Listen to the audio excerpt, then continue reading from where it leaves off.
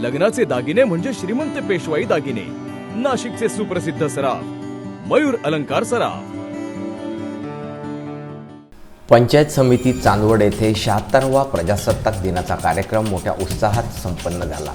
यावेळी प्रशासक तथा गट विकास अधिकारी मच्छिंद्र साबळे यांच्या शुभ हस्ते हा कार्यक्रम संपन्न झाला।